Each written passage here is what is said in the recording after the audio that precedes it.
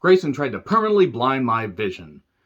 As opposed to permanently blinding my ability to taste, my ability to smell, my ability to hear, my ability to feel. This is a pre-tape on a 2-week-old show, and this was a take you went with, a take that made Apollo Crews, who is an intelligent guy, seem like anything but.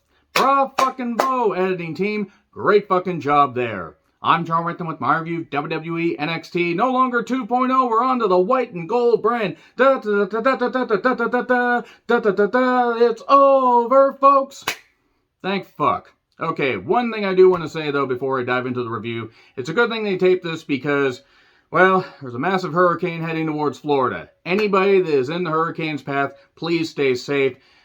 Take care of your loved ones. Make sure you take your pets with you if you have to evacuate. Just take care of yourselves and take care of those around you. Don't leave your pets. They're just as scared as you are. Now, done with the PSA, in all seriousness, stay safe. Let's talk about this taped show. It was fine, except for the main event and a couple other things. Let's crack on, though. Here's Ilya Dragunov. He talks about how he beat Walter, and he fought and fought and fought, and now he's fought back from an ankle injury, and he's going to continue to fight, and he's going to be champion once again. And then there's JD, the Ewok Gunna. That's what I'm going to fucking call him, even though that's a bit wordy. He looks like a shade fucking Ewok, and I don't care when JD McDonough's out there. He's fine in the ring. Actually, he's quite good in the ring. He's just uninteresting. They go back and forth. And he says that he will end Ilya's career if he doesn't get out of his way. Here's Steiner. And he says, well, wait a second. JD, you are the number one contender. Ilya, you had to relinquish the championship, so you never lost it. So, my math skills are pretty good. And, of course, everybody pops for that. And he says, a 33 1/3% chance. And everybody pops because Steiner math, fuck the world. Great shit. It's going to be a triple threat Halloween Havoc. That's pretty much summary right there. This wasn't bad. And at least that's a way to get the title off of Steiner without him taking the pin. Or it's a way for him to pin JD Ewok Gunna. And then you can have Ilya take the title off of Steiner. Because honestly, Ilya would be the better person to help carry NXT white and gold for a while until somebody beat him. Because Steiner, I think, is going to be fast-tracked to the main roster probably by the Rumble. Now, whether he's ready or not is subject to debate. So, then we get we get the Country Gallus boys fighting backstage. Briggs and Jensen and Gallus, and security's trying to separate them and everything. And then we cut to the cameraman focusing on Toxic Attraction's box. The Schism do a pre-tape about ending Cameron Grimes. Fallon Henley, my goodness. JC Jane, my goodness. Mandy Rose with Toxic Attraction in the corner, taking on Fallon Henley. This was fine. Fallon Henley, a.k.a. the former Tesha Price, she's pretty good. She's definitely got the fire to her. Mandy has absolutely improved her game in the ring. And while, no, this wasn't the best goddamn match in the world, it was fine for what it was. And it served its purpose. At one point, Fallon just slapped Mandy in the boobie, slapped her in the titty. And after some back and forth, Mandy won with the pump knee strike 1, 2, 3. Then Mandy says that Saint Elbow's Fire will not be able to beat her. I know she's called Alba Fire, but I can't help it. And then Saint Elbow's Fire suddenly appears on the screen and then sets a little thing on fire, like she's signaling people from, deserted island, please come rescue me, but it says, and no. And if you don't read that in Howard Finkel's voice, there's something wrong with you. So then Apollo is writing in his journal and says, Grayson tried to permanently blind my vision. I understand what he was trying to say. I don't know what the fuck they're doing with Apollo. I don't have a clue. I'm glad he's getting TV time. I don't know what the fuck they're doing. Zion Quinn talks to Ilya, and they are going to have a match later on. I don't think they know what to do with Zion. He's got the size. Something seems to be missing. I'm not knocking the guy. Something just seems to be missing. Wesley took on Tony D'Angelo. This is a qualifying match. The winner gets to advance to the 5-way ladder match at Halloween Havoc, because that's one thing wrestling needs is more fucking ladder matches. So Stacks gets tossed out when he just goes full bore crazy. And then later, after Tony D dominates, he hits the corner. I don't know if he got knocked out or, knocked loopy, if he got a concussion. I don't know what happened. I don't know if it was his neck.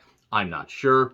Match is called off. I hope Tony D is going to be all right. This was taped a couple weeks ago. Hopefully it's just stinger, whatever, gets some time to rest, and hopefully he's back soon. Wesley looked very dejected, but won. So then we get Oro in the Blind Forest, taking Carmelo Hayes and Tricky Ticky Williams to task. Okay, Oro in the Blind Forest being in the match, in the ladder match. Hey, you know what? You want some fresh blood? Let's see what this guy can do. And then Amari Miller took on Sol Ruka. Okay, Sol Ruka, a.k.a. Soul Surfer, Sulfur Surfer, as it were.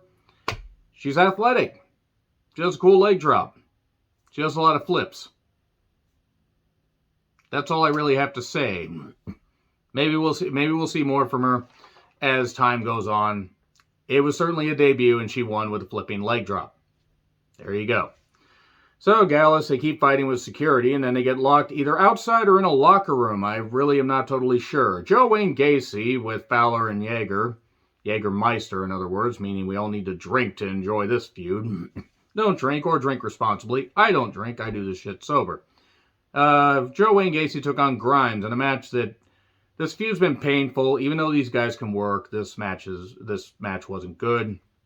Fowler and Jaeger do the distraction, and Gacy wins.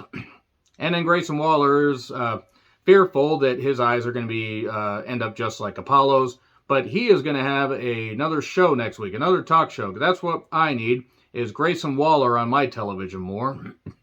And also, he needs to be arrested for wearing that shirt on TV. Kaden with Katana took on Miss January 6th, a.k.a. Nikita Lyons, with Grandma Zoe, who got caffeinated and sure to stay up this late. I kid, of course, but when you have Kaden, that I think is the only one that actually has her head screwed on straight, whole lot of insurrection support here. And this was a match. Kaden's not bad, and Nikita, I think a lot of people have soured on her because, yeah, the look is pretty much all that she has going for her. She hits a spin kick and the splits, the coochie clutch, as many will call it, and gets the victory. There you go. Chase University rally. Andre Chase yells at a guy named Dave, a journalist named Dave. Gee, I wonder. And says that's a stupid question. How many matches have you been in, Dave? You get it. This Chase University stuff is shit. It's going to be Andre Chase against Heavy Metal Von Wagner next week in a qualifying match. So either we get Andre Chase in the match, or they put Von Wagner, the lobotomized zebra himself, in a ladder match when he doesn't even look like he would be able to figure out a ladder if you tried to put him on the goddamn ladder. He just has that goddamn Jim Crockett Jr. deer in the headlights look, which is unfair because Jim Crockett Jr. did something positive for pro wrestling. So, and apparently Mega Man Frazier is playing soccer, a.k.a. football. Sorry, American. I don't necessarily call it football that often, but it is the world sport. And he wants to beat Axiom Verge, and it's the most important match of their career. There will be more matches. It's a best of 3. If it's a best of 7, I could totally understand it, except I wouldn't, because there will be more matches. Ilya Dragunov took on Zion Quinn. Nice wrestling. Zion has the size, but they seem to just do stop, start with him. He has the look. Ilya, with tremendous fire, eventually hits the torpedo. 1, 2, 3. Not a bad match. And Wendy and Lash had a pre-tape. Okay, God help me. I have nothing against Lash as far as her athleticism. The gimmick is a little bit over the top. Wendy's gimmick is fucking abysmal. Absolutely fucking abysmal. Okay, hopefully maybe they can get away from this cartoonish bullshit. Speaking of bullshit, Brutus Creed took on Damon Kemp. Not that these are bullshit athletes, it's just I don't care about this Diamond Mine stuff. Damon ends up using a chair later to cause a DQ and then beats him down. There we go.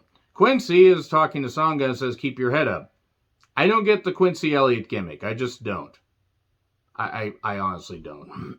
And then knocks Zion for not seeing the X Factor thing about his gimmick. Nikita and Grandma Stark are backstage, and Toxic Attraction confronts them, and then St. Elbo's Fire sets more fire in the parking lot. Seriously, that's got to be violating some kind of fire code. And it looks like the odds are even. I'm sorry to every Scottish person watching, but I can barely understand her. So anyway, next week is going to be Chase versus Heavy Metal Von Wagner. Grayson Waller show with Roxanne Perez and Cora Jade.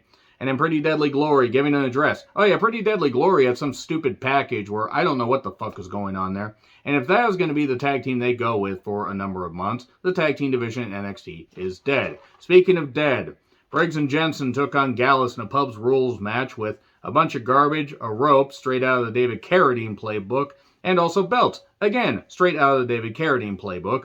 And then we get trash can lids and more bullshit, and Briggs and Jensen win. And one of the coffees, I don't know who, missed going through the table properly, hits his goddamn head on the floor. Hopefully he's all right. Not that I think you could really knock any sense out of the Coffee Brothers. And security and referees get laid out because Gallus are rebels. That's it. Look, I really hope NXT White and Gold is a little bit better. I'm not saying it needs to go back to Black and Gold. You need to have the entertainment aspect, and you need to let people develop and do some things and try some new things. But they got to get away from the Paper Mario Color Splash bullshit, because honestly, it's been an eyesore, and NXT 2.0, while not an abstract failure, has been an abstract failure in the background and as far as too much cartoonish stuff. There's such a thing as starting here and needing to go here. And they went all the way over there and kept going over there to the point where it was an almost unwatchable show, despite the talent. Let's see if they utilize the talent properly.